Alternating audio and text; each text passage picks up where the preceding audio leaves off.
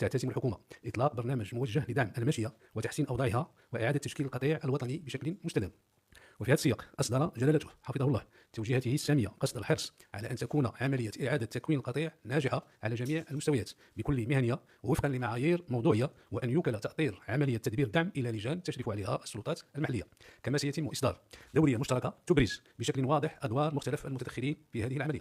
هذا البرنامج الذي ينضاف إلى الإجراءات الحكومية المتخذة في هذا الإطار يرم تثمين الأثر الإيجابي الذي خلفته التساقطات المطرية الأخيرة بتوفير ظروف مواتية لإعادة تشكيل القطيع الوطني.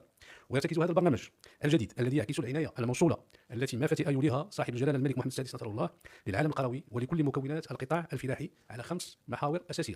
المحور الأول يتعلق بإعادة جدولة ديون مربي الماشية عبر التخفيف من تراكم الديون على حوالي 50,000 مربي بكلفة تصل إلى 700 مليون درهم ستتحملها ميزانية الدولة، حيث سيتم إلغاء 50% من الديون رأس المال والفوائد التي تقل قيمتها عن 100,000 درهم ويمثل صغار الكسابين 75% من مجموع المستفيدين. كذلك إلغاء 25% من الديون رأس المال والفوائد التي تتراوح قيمتها بين 100,000 و200,000 درهم وتمثل هذه الفئة 11% من مجموع المستفيدين.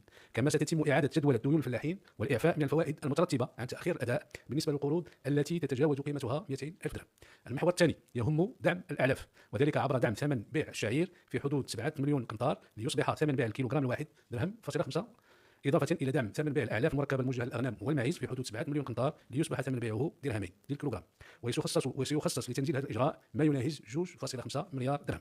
المحور الثالث يتعلق بإطلاق عملية ترقيم إناث الماشية، وذلك لتتبع ومواكبة إجراءات منع ذبح الإناث للحفاظ على القطيع الوطني بهدف بلوغ أزيد من 8 ملايين رأس من إناث الأغنام والماعز خلال ماي 2026. كما سيتم بحلول نفس التاريخ تقديم دعم مباشر للمربين بقيمة 400 درهم عن كل رأس من الإناث التي تم ترقيمها ولم يتم ذبحها، وذلك لتعويضهم عن تكلفة الاستمرار في الحفاظ على القطيع.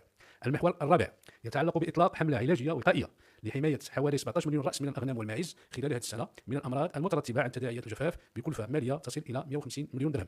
المحور الخامس والأخير يروم تنظيم عملية تأطير تقني لمربي الماشية، وذلك لتحسين السلالات عبر خلق منصات للتلقيح الاصطناعي والمواكبة التقنية للرفع من الإنتاجية بكلفة مالية تصل إلى 50 مليون درهم. وستبلغ كلفة تدابير هذه الإجراءات بحلول نهاية سنة 2025 ما يناهز 3 مليار درهم، علاوة على تخصيص 3.2 مليار درهم سنة 2026 ككلفة للدعم المباشر الذي سيقدم للمربين الذين انخرطوا بنجاح في الحفاظ على إناث الماشية لضمان استدامة القطيع الوطني.